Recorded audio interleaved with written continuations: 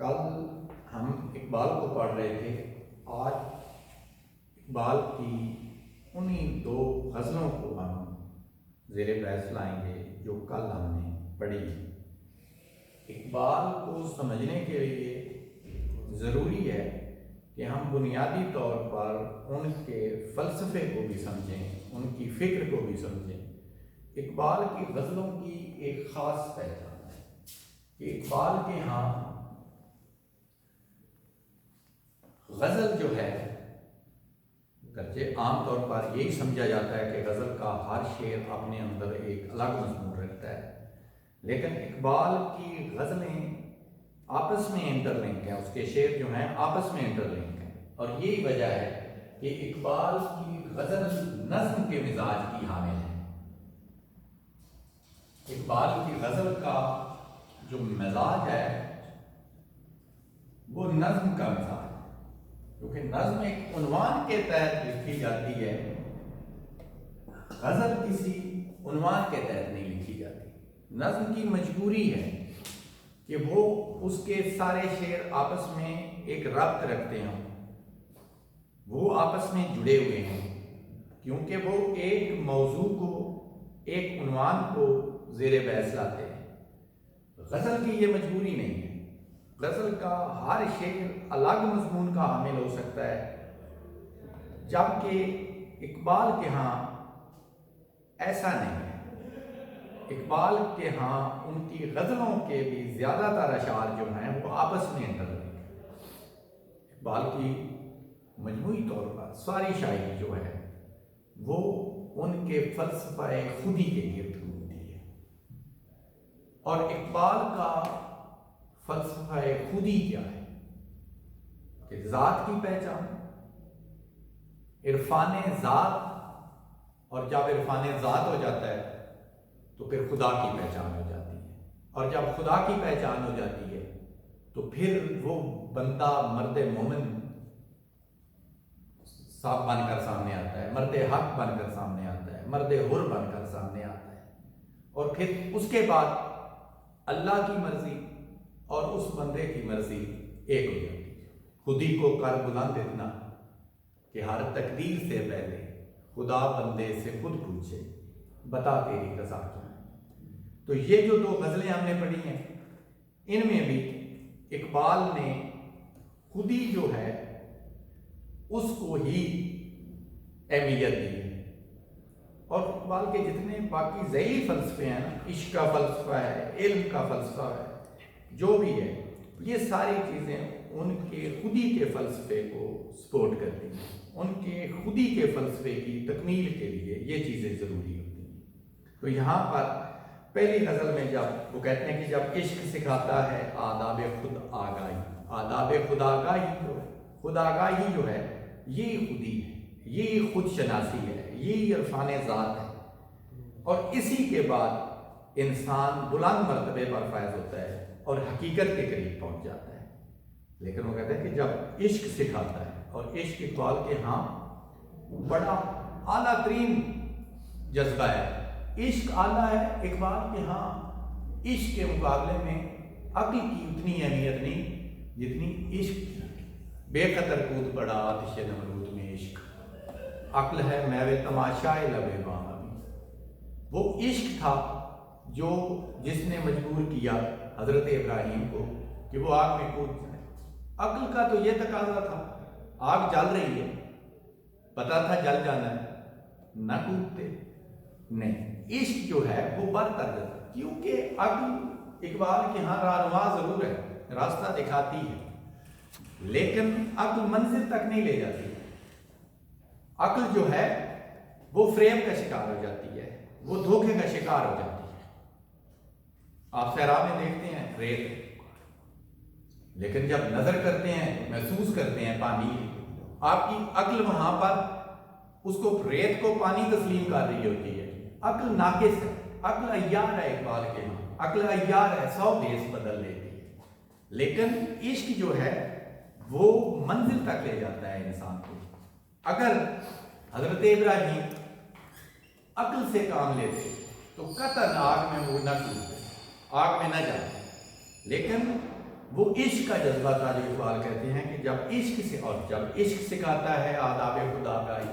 اگر خود شناسی کے لیے، اپنی پہچان کے لیے عشق جیسا استاد مل جائے تو پھر ہوتا کیا ہے، کھلتے ہیں غلاموں پر اسرار شہنشاہی، تو پھر غلاموں پر بادشاہی کے گر واضح ہو جاتے ہیں۔ صرف بادشاہ نہیں بنتے بلکہ ان کے پاس وہ فارمولہ آ جاتا ہے جس کے بعد لوگوں کو بادشاہ بنایا جاتا ہے، وہ بادشاہ سے بھی افضل ہو جاتے ہیں۔ لیکن شرط یہ ہے کہ انسان کو خود شناسی کی منزل جو طے کرائے وہ عشق، وہ عقل نہ ہو۔ اسی طرح اس سے آگے جس طرح کل بات ہو رہی تھی کہ جتنے بھی بڑے لوگ ہیں، عطار ہو، رومی ہو، رازی ہو، غزالی ہو، جتنی بڑی ہستیاں ہیں، جتنے معتبر لوگ ہیں، انہوں نے جو فیض حاصل کیا ہے، کچھ ہاتھ نہیں آتا بے آہ سحر گاہی، یہ صبح کی ریاضت کا صلہ ہے جو ان لوگوں کو ملا ہے۔ صبح کے وقت کی فضیلت جو ہے وہ بہت زیادہ ہے، اور آپ دیکھتے ہیں کہ ساری نمازیں بڑی معتبر، بڑی قابل احترام، بڑی اعلیٰ عبادت، لیکن صبح کی نماز کا مشاہدہ کیا جاتا ہے۔ صبح کا وقت وہ وقت ہے جب ظلمت پر نور غالب آ رہا ہوتا ہے، جب اندھیروں سے روشنی کا سفر شروع ہوتا ہے۔ صبح کے وقت کی بڑی فضیلت ہے، اور اقبال کی شاعری میں بھی صبح کے وقت کا بہت زیادہ ذکر ملتا ہے۔ اور یہاں پر بھی وہ یہی کہتے ہیں کہ جو جتنے بڑے مرتبے پر فیض ہے وہ صبح کی ریاضت کے بدلے میں ہے، صبح کی محنت کے بدلے میں ہے، صبح کی کوشش کے بدلے میں ہے۔ صبح کے وقت کی ہوئی محنت جو ہے وہ انسان کو بلندیوں پر، انسان کو بلند درجے پر لے جاتی ہے۔ اور نومید نہ ہو ان سے اے رہبر فرزانہ، مایوسی جو ہے وہ گناہ ہے ہمارے مذہب میں۔ یہاں پر اقبال کا بھی یہی فلسفہ ہے کہ مایوس نہیں ہونا۔ عقل مند رہبر کا، عقل مند قائد کا، عقل مند راستہ دکھانے والے کا، رہبر فرزانہ کا یہ اصول ہے کہ وہ مایوس نہیں ہوگا۔ وہ کہتے ہیں کہ کم کوش تو ہیں لیکن بے ذوق نہیں، یہ محنت کم کرتے ہیں، کم ہمت ہے، سست ہے، لیکن ان کے اندر ذوق جو ہے، عشق کا جذبہ جو ہے وہ موجود ہے، اور عشق کا جذبہ، عشق کی جذب نے طے کر دیا۔ عشق کی تو ایک جذب ہی بہت زیادہ ہوتی ہے۔ کہتا ہے کہ ان کے اندر عشق ہے، ذوق ہے، بے ذوق نہیں ہے۔ یہ جو مسافر ہیں، مایوسی جو ہے یہاں پر وہ نہ اپنے نوجوان سے مایوس ہے، نہ اپنی قوم سے مایوس ہے، نہ مسلمان کمیونٹی سے مایوس ہے، بلکہ امید کے سہارے پر وہ چلتا ہے کہ ابھی تک یہ بھٹک رہے ہیں، ابھی تک یہ منزل تک پہنچے نہیں ہیں، راستے میں ہیں، کم ہمت ہیں، کم کوش ہیں، لیکن ان کے اندر عشق کا جذبہ ہے، عشق انہیں آگے لے جا سکتا ہے۔ اور اسی طرح اس سے آگے وہ بات بڑھاتے ہیں کہ اے طائر لاہوتی، کہ مسلمان کو وہ ایسے بلند مقام پر دیکھتے ہیں جہاں پر خدا اور انسان کے درمیان فرق جو ہے وہ بڑی حد تک کم ہو جاتا ہے، بہت بلند درجے پر ہے انسان رفتوں کا حامل ہے، طائر لاہوتی ہے، اس کو وہ باتیں زیب ہی نہیں دیتی جو اس کو بلند مرتبے سے نیچے لے آئیں۔ اے طائر لاہوتی اس رزق سے موتچی، چاہے جتنا بھی وسیلہ، جتنی بھی اٹریکشن، جتنا بھی رزق، جتنی بھی روزی ملے، لیکن مسلمان جو ہے وہ طائر لاہوتی بلند درجے پر ہے، بلند پرواز والا پرندہ ہے، اس کو نیچے آنا جو ہے وہ زیب نہیں دیتا۔ اس لیے اقبال کہتے ہیں کہ اس رزق سے موت اچھی جس رزق سے آتی ہو پرواز میں کوتاہی، جو تیری سوچ کو کم کر دے، تو تیری فکر کو کم کر دے، تو تجھے بلند درجے سے نیچے لے آئے، تو تجھے بلندی سے پستیوں کی طرف لے آئے، وہ چاہے جتنی بھی بڑی اٹریکشن ہو۔ بھوکے کے لیے رزق سے بڑی کوئی اٹریکشن نہیں ہے، وہ کہتا ہے کہ جتنی بھی بڑی اٹریکشن ہو، جتنی بھی بڑی کشش ہو، لیکن جو تجھے بلندی سے پستی کی طرف لے آئے اس سے بہتر ہے کہ تو موت کو قبول کر لے۔ تیرے سامنے موت جو ہے اس رزق سے بہتر ہے جو تجھے اچھی فکر نہیں دیتی، جو تجھے بلندی سے پستی کی طرف لے جاتی ہے، جو تجھے نیکیوں سے گناہوں کی طرف لے آتا ہے، وہ رزق جو ہے وہ موت سے بدتر ہے۔ آپ موت جو ہے قبول کر لیں، ایسا رزق قبول نہ کریں۔ اور اس سے آگے بھی پھر وہ دارا اس کے اندر سے وہ مرد فقیر ہوگا کہ فخر کا حامل بندہ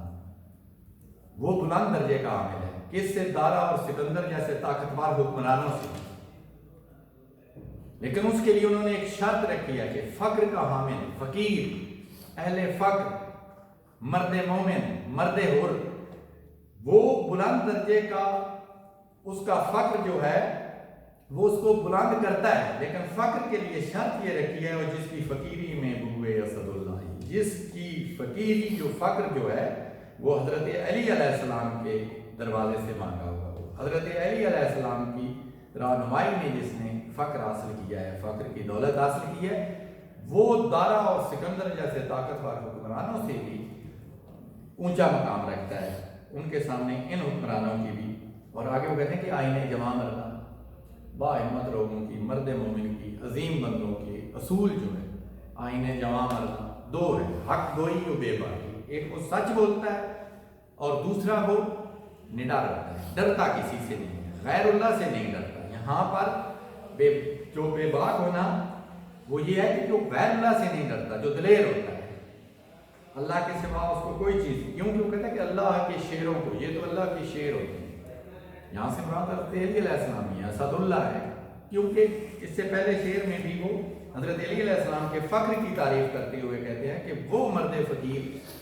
دنیا جہان کے بادشاہوں سے اعلیٰ درجہ رکھتا ہے، جس کی فقیری حضرت علی علیہ السلام کے دروازے سے کی گئی۔ اور اسی طرح وہ کہتے ہیں کہ آئین جمع مردہ، یہ جمع مرد لوگ ہوتے ہیں، یہ جو اہل فقر ہوتے ہیں، یہ جو مرد مومن ہوتے ہیں، یہ جمع مرد، اور ان کی دو خوبیاں ہوتی ہیں، حق گوئی و بے باکی، ایک سچ بولتے ہیں، دوسرے ڈرتے کسی سے نہیں ہیں، اور اللہ کے شعروں کو آتی نہیں ہو بھائی۔ اللہ کے جو شعر ہوتے ہیں وہ کہتے ہیں وہ عیات تو ہوتے ہی نہیں، ان کو دھوکہ دینا تو آتا ہی نہیں، وہ بزدل ہوتے ہی نہیں ہیں۔ اسی طرح دوسری جو غزل ہے اس میں بھی انہوں نے اسی سے ملتی جلتی باتیں کی ہیں کہ نہ تخت و تاج میں، نہ لشکر و سپاہ میں ہے، جو بات مرد کلندر کی بارگاہ میں ہے، کہ دنیا کی جتنی بڑی دولت، جتنی بڑی طاقت انسان کو مل جائے، لیکن اس کا مرد کلندر کی بارگاہ میں حاضری دینے سے بھی کم درجہ ہے۔ اگر مرد کلندر اپنی بارگاہ میں آنے دے، اپنا قرب اختیار کرنے دے، اپنے پاس آنے دے، تو وہ مرد کلندر جو ہے اس کی قربت جو ہے اس کے سامنے نہ لشکر و سپاہ کی کوئی حیثیت ہے اور نہ تخت و تاج کی ہے۔ بے شک بندہ بادشاہ ہو جائے، بندہ بڑے بڑے لشکر رکھے، اس طاقت، اب لشکر و سپاہ جو ہے وہ طاقت کا اختیار ہے، انسان کے پاس جتنی بھی طاقت آ جائے تو اس کے سامنے وہ بندہ اعلیٰ درجے کا مقام رکھتا ہے، تو مرد کلندر کی قربت جس کو حاصل ہے۔ صنم کدا ہے جہاں اور مرد حق ہے خلیل، وہ کہتا ہے کہ یہ دنیا ساری ایک بت خانہ ہے، یہاں پر پرستش ہو رہی ہے، کہیں پر دولت کی ہے، کہیں پر طاقت کی ہے، تو یہ کہتا ہے کہ دنیا میں کوئی ایک بت نہیں ہے، ہزاروں بت ہیں۔ صنم کدا ہے جہاں اور مرد حق، وہ جو مرد حق ہے، مرد حر ہے، مرد مومن ہے، اس کا مقام اس جہان میں کیا ہے؟ خلیل کا ہے۔ حضرت ابراہیم کی حیثیت اس کو اس جہان میں ہے، کیونکہ حضرت ابراہیم نے بتوں کو توڑا ہے، تو آج کے زمانے کے بتوں کو توڑنے کے لیے خوف کا بت ہو، دولت کا بت ہو، لالچ کا بت ہو، ان سب کو توڑنے کے لیے جو مرد مومن ہے اس کا کردار ضروری ہے، اور آج کے زمانے میں مرد مومن ہی خلیل اللہ کا کردار ادا کر سکتا ہے۔ یہ سنگ و خشت نہیں ساری، یہ نقطہ وہ ہے کہ پوشیدہ لا الہ، لیکن یہ راز کہاں پہ چھپا ہوا ہے؟ لا الہ، کہ اگر بندے کے دل میں یہ بات ثابت ہو جائے، یہ بات بیٹھ جائے کہ لا الہ، اللہ کے سوا غیر اللہ کچھ بھی نہیں کر سکتے، اللہ کے سوا کوئی عبادت کے لائق نہیں ہے، اللہ کے سوا کوئی طاقت نہیں ہے اس کے مقابلے میں، تو پھر اس کے بعد یہ حیثیت پیدا ہو جاتی ہے، انسان کے اندر وہ طاقت پیدا ہو جاتی ہے جو مرد مومن بناتی ہے، جو مرد حر بناتی ہے، اور اس کے بعد اس کی حیثیت خلیل اللہ کی حیثیت ہوتی ہے، اور وہ زمانے کے بتوں کو توڑتا ہے۔ بیٹا وہی جہاں ہے تیرا جس کو تو کرے پیدا، تو جہان کا محتاج نہیں ہے، تو جیسے جہان کی تخلیق کرے گا وہ، یہ جو اینٹ کا، یہ سنگ و خشت کا جو جہان ہے، یہ جو تجھے نظر آتا ہے، اس کی کوئی حیثیت نہیں ہے، تو اتنی عظمتوں کا عامل ہے کہ تو اپنی دنیا آپ پیدا کر سکتا ہے، کیونکہ تو زندہ ہے۔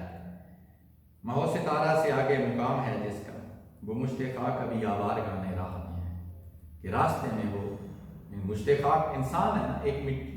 مٹی کی مٹھی جو ہے، وہ کہتا ہے ابھی تک یہ راستے میں بھٹک رہا ہے، ابھی تک آوار گانے راہ میں ہے، منزل تک نہیں پہنچا۔ لیکن اس کا مقام جو ہے، اس کی منزل جو ہے، وہ کائنات کے جتنے مظاہر ہیں، ماہو ستارہ، چاند و ستارے، ان سے بھی بلند ہے۔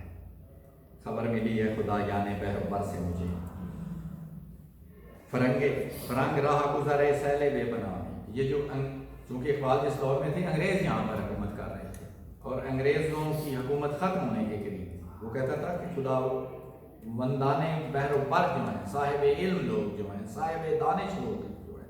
انہوں نے مجھے بتایا ہے، صاحب حکمت لوگوں نے مجھے بتایا ہے کہ یہ جو انگریز ہیں، ان کی اب حیثیت ایسے ہی ہے کہ یہ جیسے سیلاب، تیز سیلاب کے راستے میں بیٹھے ہیں، ختم ہو جائیں گے، فنا ہو جائیں گے۔ تلاش اس میں کی فضاؤں میں کر نصیب ہونا، جہاں نے تازہ میری آہ صبح گاہ میں۔ یہ آہ صبح گاہ ہوئی صبح کی ریاضت ہے، صبح کی عبادت ہے، صبح کا غور و فکر ہے، صبح کی سوچ ہے۔ وہ کہتا ہے کہ جو میں صبح کو سوچتا ہوں، جو میری صبح کو سوچی ہوئی باتیں ہیں، اگر تم اس کو فالو کرے تو تجھے ایک نئی دنیا ملے گی۔ تجھے ایک نئی دنیا اگر ڈھونڈنی ہے تو میری ان باتوں کو سن جو میں صبح کے وقت بیٹھ کر، میری آئے صبح گاہ جو ہے اس کو پر غور کر کے، میں صبح کے وقت کتنی ریاضت کرتا ہوں، جو میری صبح کی فکر ہے، جو صبح کے سوچی ہوئی دنیا ہے، جو صبح کے سوچے ہوئے اصول ہیں، وہ ایک جہان تازہ ہے، ایک نئی دنیا ہے۔ میرے کدو کو غنیمت سمجھ کے بعد آئے گا کہ میرا جو پیالہ ہے نا، یہ جدید نہ صحیح پرانا کدو ہے، تو اس کو آپ میرے کدو کو بڑی نعمت سمجھ، غنیمت سمجھ، یہ بات ہے نا، اس کے اندر جو شراب ہے نا وہ بڑی قیمتی ہے۔ میری شاعری جو ہے وہ بڑی قیمتی ہے، میری شاعری کے جو اندر مضامین بیان ہوئے ہیں، جو خیالات بیان ہوئے ہیں، جو فلسفے بیان ہوئے ہیں، وہ بڑے قیمتی ہیں۔ نہ مدرسے میں ہے باقی نہ خانقاہ میں، اس کسی چیز وہ کہتا ہے، نہ تجھے پرانے خانقاہی نظام میں ملے گی اور نہ تجھے مدرسے میں ملے گی جو کہ جدید تعلیم کا اشتہار ہے۔ اگر تو چاہتا ہے کہ کامیابی حاصل کرنا چاہتا ہے تو میری شاعری میں بیان کردہ خیالات پڑھ، میری شاعری میں بیان کردہ فلسفے پڑھ۔ یہ ہم نے کل چونکہ اس پر اچھی خاصی بحث کر رہی تھی، تھوڑی بہت رہ گئی تھی، تو سرسری طور پر اقبال کی شاعری کی جب آپ تشریح کریں گے تو ان کی ان باتوں کو آپ ذہن میں رکھیں گے کہ ان کا بنیادی فلسفہ خود ہی ہے، اور باقی ذیلی فلسفے ان کے ساتھ جب ملتے ہیں تو یہ صرف ان کی شاعری نظم میں ہی ان فلسفوں کا اظہار نہیں ہوگا، ان کی غزل میں بھی ان فلسفوں کا اظہار ہوا ہے۔ اللہ